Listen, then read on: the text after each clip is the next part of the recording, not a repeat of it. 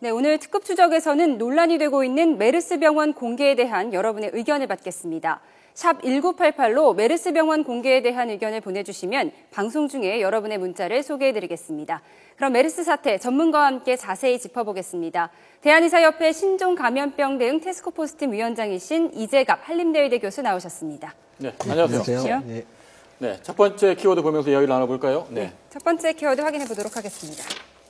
3차 감염 진원지는 병원이었다. 그러니까 지금 굉장히 우려했던 사태가 발생했습니다. 그러니까 3차 감염자 가능성이 낮다고 이야기했는데 이 우려가 현실이 됐거든요. 그런데 좀 더 정확히 말을 하자면 이게 지역사회에 전파된 3차 감염자가 아니라 병원 내 감염으로 지금 국한된 상황이죠. 네.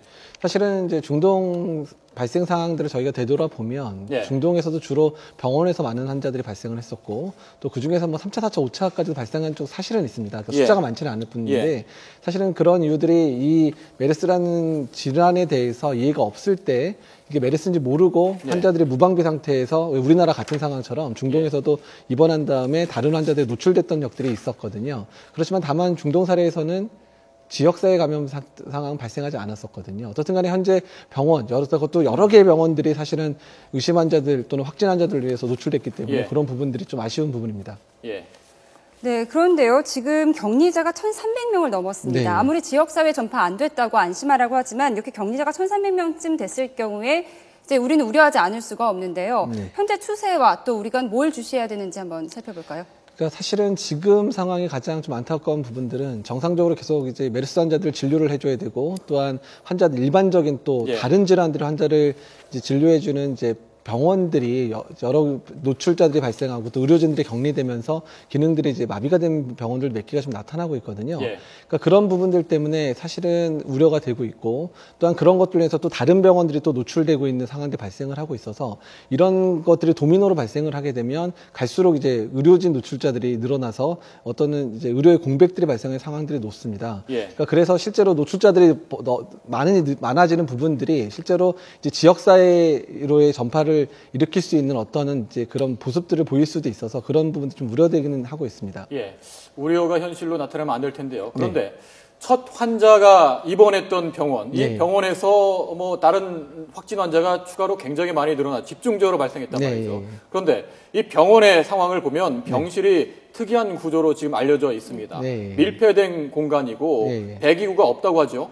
없거나 아니면 다른 쪽으로 이제 배기가 나 있다 이런 얘기였습니다. 저희들 상식으로는 보통 그 비말 감염이라고 해서 뭐 침이라든지 이렇게 1, 2m 거리에 있는 상황에서만 감염이 되는 걸로 알고 있었는데 멀리 떨어져 있는 환자들도 집중적으로 감염이 됐거든요. 그렇다면은 이 병실 상황과도 관련이 있는 겁니까? 그런 것도 이제 고려를 해야 되는데요. 그러니까 사실은 뭐 환기구를 통해서 이제 환기구는 돌아가지 않았다는 얘기들은 있는데 사실은 뭐 그 부분 이제 밀폐된 공간 안에 있는 부분들도 중요하지만 이제 비말 같은 경우에는 비말이 날아갔다가 떨어지게 되면 주변의 환경들을 오염시키는 경우들이 상당히 많거든요. 그러니까 그런 환경을 통해서 감염됐을 가능성도 있고 아니면 이제 사실은 병원 안에서 여러 가지 침습적인 조치들이 많이 이루어지기 때문에 뭐 이제 호흡기 치료나 이런 거를 통해서 하면은 바이러스가 좀 더 많이 날아갈 수 있는 상황도 됩니다. 그러니까 그런 것들이 조금 더 먼 거리에 있는 환자들에게도 노출시켰을 가능성이 있어 보입니다. 네, 이 사태가 처음 발생했을 때 정부가 밝혔던 내용이 전염력이 낮다는 거였습니다. 전염력이 낮으니까 걱정하지 말라고 했는데요. 2009년에 유행한 신종플루의 국내 치사율이 0.1%였습니다. 당시 희생자 수가 260여 명이었는데요. 그런데 메르스의 치사율이 40%라고 밝혀졌는데 그럼 우리가 지금 어떤 부분을 우려해야 되는지? 사실 이제 메르스의 치사율 40%는 주로 이제 확진 환자들, 그다음에 증상이 심해서 병원에 간 사람들에 대한 통계이기 때문에요.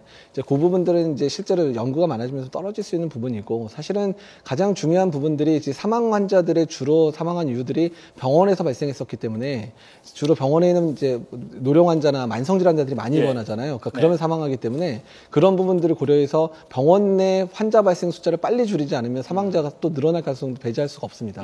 메르스는 치료제나 백신이 없는 걸로 현재 알려져 있지 않습니까? 그런데 지금 퇴원을 준비하는 환자도 있다 이렇게 보건당국이 이제 회복된 환자들이죠. 어떻게 회복이 된 건가요? 사실 이제 바이러스 질환 자체는 사실 뭐 인플루엔자 몇몇 질환 말고는 치료제가 사실 없는 경우가 상당히 많습니다. 사실은 환자 스스로가 면역 체계가 활성화돼서 바이러스를 억제하기 시작하면 살 수 있는 거거든요. 그러니까 그 시간을 벌기 위해서 충분하게 버티는 치료들을 하는 게 주로 이제 이루어지고 있고요. 예. 그걸 이겨내면 이제 분명히 회복되고 살 수도 있는 병이죠. 예, 그렇군요. 자, 병원 내 감염 좀 더 자세히 알아보도록 하겠습니다. 네. 다음 키워드 볼까요? 네.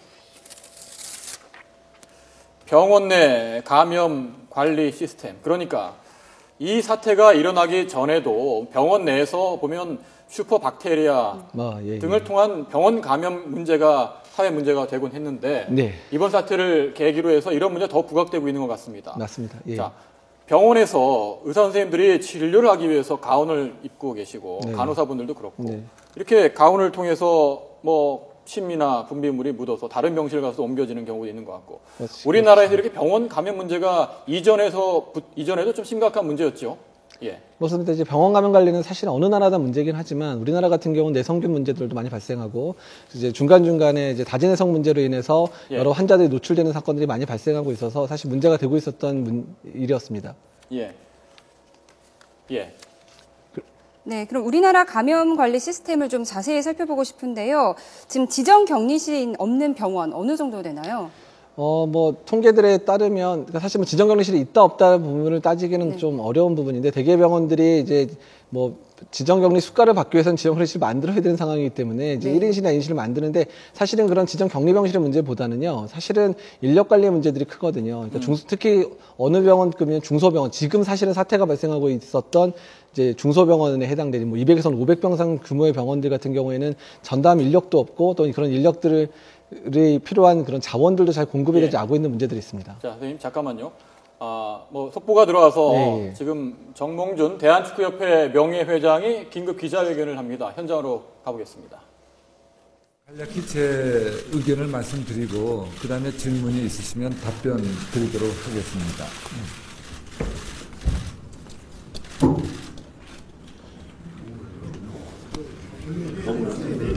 됐네?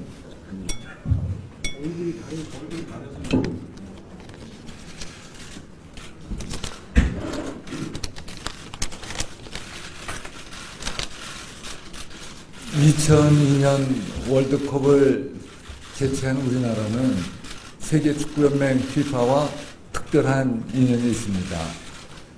우리 국민 모두가 하나가 되고 우리나라가 발전할 수 있었던 기회를 준 FIFA에 저는 늘 감사하는 마음입니다. 그렇지만 최근 FIFA를 둘러싼 이러한 사태는 참으로 실망스럽고 안타까운 일입니다. FIFA에서 부회장으로 17년 동안 일했던 저도 책임을 통감하고 있습니다. 아무쪼록 이번 사태를 전화 위복의 계기로 삼아서 FIFA가 새롭게 태어날 수 있도록 다 함께 노력했으면 합니다.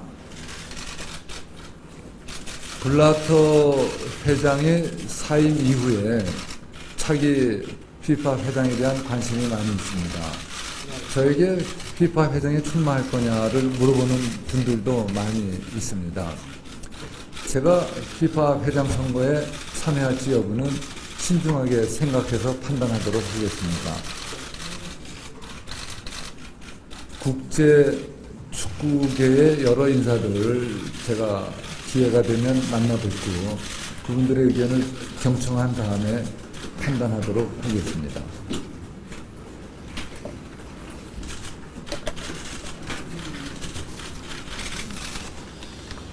차기 FIFA 회장 선거는 FIFA의 실추된 위상을 회복할 수 있는 중요한 기회라고 생각을 합니다.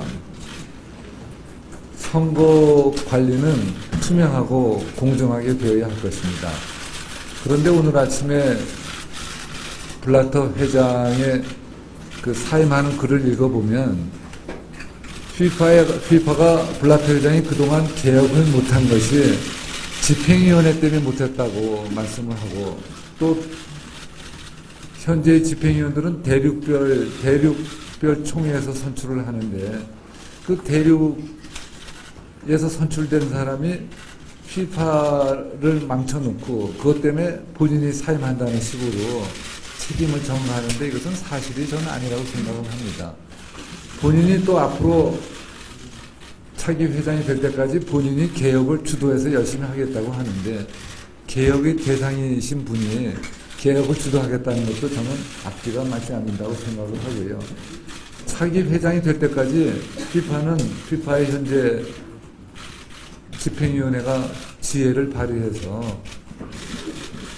피파 블라터 회장은 일단 업무를 하시면 안 될 걸로 봐요. 무슨 자금에 대한 결제라든지 선거관리위원도 하시면 안 되고, 대단히 유감스러운 것은 현재 사무총장 제롬 발키도 업무를 다 중단하는 것이 저는 맞다고 봅니다. 제롬 발키도 많은 문제를 만든 사람인데 현재 블라터 회장이나 제롬 발키 총장이 선거 관리를 하겠다, 또 개혁을 주도하겠다 하는 것은 저는 잘못된 일이고요. 피파 집행위원회에서 중지를 모아서 앞으로 이런 일들을 잘 소화해 주시길 좀 바라겠습니다. 제가 이렇게 말씀을 드렸고요. 지금부터 질문이 있으시면 제가 말씀을 드리도록 하겠습니다. 예, 지금부터 질문을 받도록 하겠습니다. 손을 들어서 표시를 해주시고요. 질문할 때는 소속사와 이름을 좀 밝혀 주시고 고맙겠습니다. 네, 이용훈 기자님. 저도 사실은 제가 거기서 서서 답변하면 안 될까요? 여기 앉아있는 게 조금 그런데. 제가 여기 앉아있는 게 좋은가요? 네, 앉아있으니까 조금 그러네요. 네, 아나운서 이용훈 기자인데요. 말씀하실 때 선거 출마를 좀 신중하게 선택하시겠다고 말씀하셨는데요. 의견을 들어보고 근데 가장 중점적으로 좀 생각하셔야 될 사항이 어떤 것인지, 출마에 나가겠다 안 나가겠다를 좀 결정질 핵심적인 게 어떤 것인지 좀.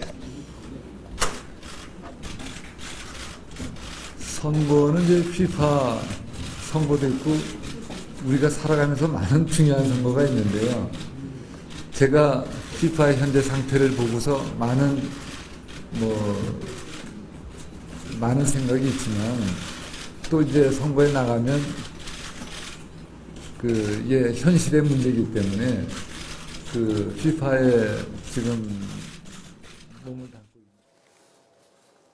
네, 정몽준 대한축구협회 명예회장이 피파 회장 선거 참여 여부에 대해서 기자회견을 열었는데 정확하게 확답은 하지 않았습니다. 여러 축구계 인사들과 의견을 들어봐서 신중하게 참여 여부를 생각해 보겠다, 이런 선에서 의견을 말했습니다. 예. 자, 보도에는 참여하겠다 이렇게 단언적인 보도 나왔습니다만 오늘 기자회견에서는 확답을 하지 않은 채 좀 더 신중한 입장을 표명한 것으로 해석됩니다. 다만 블라터 회장이 선거 관리에서 손을 떼야 한다. 또 현재 피파의 위상이 무너졌고 이 실추된 위상을 세우는 기회가 되어야 한다. 이렇게 말했습니다. 네, 저희는 자, 메르스 사태 속보 알아보고 있었는데요. 네, 이 교수님. 그러니까 지금 감염 의심자도 늘어나고 격리 대상자도 늘어나는데 네. 일부에서는 격리 대상자를 특정 시설에서 격리를 해야 된다, 이런 의견까지 나오고 있는데 그게 실효성이 있는 건지 아니면 위험은 없는지도 궁금한데요. 사실은 이제 실제 인원이 너무 많아지고 있기 때문에요. 예. 그 전체 인원을 이제 격리할 수 있다는 것 자체는 이제 거의 불가능하고요. 특정 이제 발병이 많을 수 있는 그런 고위험군들의 일부 격리해서 조기에 진단하는 부분들은 가능할 수 있는 정도는 될 것 같습니다. 하지만 지금은 환자가 너무 많이 발생하고 있어서 좀 힘들고, 또한 격리 환자를 모았을 때의 문제는 너무 밀집한 공간에 사람들이 모이게 되기 때문에 추가 노출의 위험성도 있습니다. 예. 자, 다음 키워드 보면서 이야기를 나눠보도록 하겠습니다. 네, 메르스 병원 공개 논란. 네, 저희가 지금 문자를 받고 있기도 한데요. 이 논란이 되고 있는 병원만을 공개해야 된다, 해서는 안 된다. 이제 정부와 이제 국민의 정서가 조금 상충되는 부분이 있는 것 같은데요. 일단 교수님은 어떻게 보십니까? 그러니까 일단은 일반 공개에 대해서는 조금 고민을 심각해야 될 상황이고요. 예. 왜냐하면 병원 기능이 무너질 수 있기 때문에 일단은 의료진에게는 노출자들에 대한 정보, 그런 노출자들이 언제 어느 병원에서 있었는지 재원 기록들이 공개가 돼야 다른 병원이 또 메르스 환자가 그냥 무방비 상태 입원되는 걸 막을 수 있거든요. 그러니까 그런 부분들이 공개가 필요할 거라 생각됩니다. 예, 메르스가 발생한 병원을 공개해야 되는지, 그 지역을 공개해야 되는지 저희들이 여론조사를 한 게 있는데 82.6%입니다. 메르스 감염자가 발생한 병원과 지역을 공개할까요? 공개해야 된다. 82.6%. 압도적인 의견을 보였는데, 물론 정부에서는 득보다는 실이 많다라고 해서 비공개 방침을 고수하고 있지 않습니까? 일단 일반인에게 대한 공개 부분들은 사실은 득실이 있기 때문에 심각하게 고민해야 되지만 일단은 노출자의 데이터베이스를 빨리 조성이 돼서 그런 사람들 이름만 치더라도 메르스의 노출력들이 확인이 돼야 다른 병원들이 보호되고 또 그런 병원에서 빨리 환자가 진단되기 때문에 환자가 또 치료를 받을 수 있거든요. 예. 자, 저희들이 다음 키워드 넘어가기 전에 시청자 의견을 받은 게 있는데 혹시 시청자분들께서 보내주신 메시지가 있으면은 이 메르스가 발병한 병원을 공개해야 되는지 여부에 관해서 지금 찬반 의견이 있는 게 사실입니다. 네. 자, 지금 아래 나가고 있는데요. 네. 네, 공개를 안 하니 유언비어가 퍼지죠. 역시 공개를 해야 한다는 그런 시청자 입장이었고요. 의견 2942번님께 보내주셨고요. 병원 공개에서 더 이상의 확산을 막아야 된다 이런 의견도 들어왔습니다. 네. 그러니까 병원에서 병원 이름을 공개하지 않기 때문에 뭐 괴담이 퍼지는 게 아니냐 이런 의견들이 나오고 있는데 정부에서 가능한 범위 내에서 공개할 것은 공개하고 공개하지 못하는 건 분명하게 왜 공개하지 못한다는 이유를 명쾌하게 설명을 해야지 국민들이 납득을 하고 이해를 해서 이런 괴담이 퍼지지 않을 텐데 왜 이렇게 뭐 원칙적인 이야기만 하는지도 궁금한데 사실은 이미 이제 발병을 먼저 했었던 병원에서는 이미 확진 환자들이 다른 병원으로 이미 다 전원돼서 이제 국가지정경리병원 치료를 하고 있는 상황이기 때문에 현재 그런 병원들은 기능 회복을 위해 노력을 해야 되는 상황이고요. 문제는 그게 노출되면서 일반인들이나 아니면 거기서 정말 중요한 치료를 받을 수 있는 사람들의 치료가 더뎌지거나 안 되는 상황이 발생하는 거는 더 파국을 만드는 거거든요. 그렇기 때문에 공개 범위를 어떻든 간에 최소화하고 오히려 의료진들에게 정보를 제대로 제공하는 방식으로 제공되는 게 지금으로서 더 필요할 거라 생각이 듭니다. 네. 자, 마지막 키워드 보면서 이야기 나눠보겠습니다. 메르스 대응, 극과 극. 역시 외국의 사례와 비교한 케이스인데요. 이제 미국의 경우에는 굉장히 이 확산을 잘 막았던 사례로 판단이 되고요. 홍콩 역시 그렇고요. 사우디아라비아는 실패한 경우로 분리가 되고 있는데요. 교수님 어떻게 보십니까? 그러니까 사실은 미국 같은 경우는 첫 번째 환자의 병력 확인이 빨랐습니다. 그래서 환자가 의사가 보자마자 사우디아라비아 갔다 왔고 발병했다는 확인해서 그렇기 때문에 무방비 상태로 다른 노출자를 만들지 않았거든요. 그 부분이 가장 우리나라 다른 부분이라고 볼 수 있습니다. 예, 그렇군요. 12년 전에 사스 예방 모범국이라고 칭찬받았던 한국이죠. 그런데 지금은 메르스 후진국이란 국제사회의 눈총을 받는 지경에 이르렀습니다. 초기부터 번번이 뒷북 대응으로 사태를 키운 정부는 이제라도 형식적 논리에서 벗어나 선제적 대응으로 메르스 사태가 재난이 되는 것만큼은 막아야 할 것으로 보입니다. 네. 오늘 말씀 여기까지 듣겠습니다. 교수님 고맙습니다. 네.